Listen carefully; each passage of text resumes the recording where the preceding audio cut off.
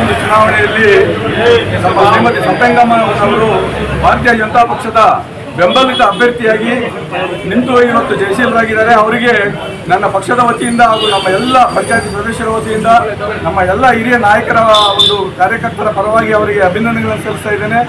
ಈ ಒಂದು ಗ್ರಾಮ ಪಂಚಾಯಿತಿಯನ್ನು ನಮ್ಮ ಮುಗಳೂರು ಗ್ರಾಮ ಪಂಚಾಯಿತಿಯನ್ನು ಒಂದು ಮಾದರಿ ಗ್ರಾಮ ಪಂಚಾಯಿತಿಯನ್ನು ಮಾಡಿ ಮುಂದಿನ ದಿನಗಳಲ್ಲಿ ಒಂದು ಅಭಿವೃದ್ಧಿಯ ಒಂದು ಪಥದಲ್ಲಿ ನಮ್ಮ ಮುಗಳೂರು ಪಂಚಾಯಿತಿಯನ್ನು ಕೊಂಡೊಯ್ಯಬೇಕು. ಮೊದಲಿಗೆ ನಾನು ನಮ್ಮ ಸಂಪಂಗಣ್ಣವರಿಗೆ ಮತ ನೀಡಿದಂಥ ಎಲ್ಲ ಸದಸ್ಯರಿಗೆ ಪರೋಕ್ಷವಾಗಿ ಮತ್ತು ಪ್ರತ್ಯಕ್ಷವಾಗಿ ಮತ ನೀಡಿದಂಥ ಎಲ್ಲರಿಗೂ ನಾನು ಅಭಿನಂದನೆ ಸಲ್ಲಿಸ್ತಾ ಇದ್ದೇನೆ.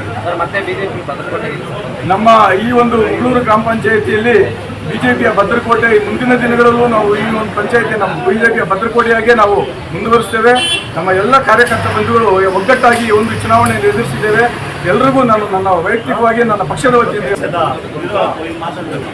ನಾಯಕರುಗಳು ಸೂಚನೆ ಮಾಡಿದರು ಯಾರು ಅಧ್ಯಕ್ಷರ ಕ್ಯಾಂಡಿಡೇಟ್ ಆಗಬೇಕಂತ ಅಧ್ಯಕ್ಷರ ನಾಯಕರ ಸೂಚನೆ ಮೇರೆಗೆ ಸಂಪಂಗಮ್ಮನ ಅಭ್ಯರ್ಥಿಯಾಗಿ ಮಾಡಿದ್ದೇವೆ.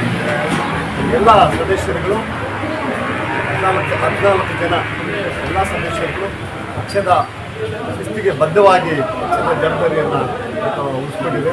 ಭಾರತೀಯ ಜನತಾ ಪಾರ್ಟಿ ಜೊತೆಗೆ ಮತ್ತು ಅಭಿವೃದ್ಧಿ ವಿಷಯದಲ್ಲಿ ಎಲ್ಲ 23 ಜನ ಸದಸ್ಯರು ಸಹಕಾರ ಕೊಡಬೇಕು. ರಾಜಕಾರಣ ಪಕ್ಷದ ಇವತ್ತು ಲಾಸ್ಟ್ ಮಾಡಬೇಕು. ಎಲ್ಲರೂ ಸಹಕಾರ ಕೊಡಿ. ಪರೋಕ್ಷವಾಗಿ ಸಹಾಯ ಮಾಡಿದ್ದಾರೆ. 23 ಜನ ಸದಸ್ಯರು ಎಲ್ಲ ಎಲ್ಲರೂ ಇಟ್ಕೊಂಡು ಅಭಿವೃದ್ಧಿ ಮಾಡಿ ಒಳ್ಳೆ ಕೆಲಸಗಳು ಮಾಡ್ತೀವಿ. ನಮ್ಮ ಆಂಜನೇಯ ಇರ್ಬೋದು ಎಲ್ಲ ಸದಸ್ಯರುಗಳು ಸಹಕಾರ ಕೊಟ್ಟಿದ್ದಾರೆ. ಎಲ್ಲರಿಗೂ ನಮ್ಮ ಪಕ್ಷದ ಪರವಾಗಿ ಅಧ್ಯಕ್ಷರಾಗಿ ಜಯಶೀಲರಾಗಿದ್ದಾರೆ. ಅವರಿಗೆ ನಮ್ಮ ಬಿಜೆಪಿ ಎಲ್ಲ ಹಿರಿಯ ನಾಯಕರಿಂದ ಹಾಗೂ ನಮ್ಮ 14 ಜನ ಏನು ಅವರಿಗೆ ಮತ ನೀಡಿದ್ದಾರೆ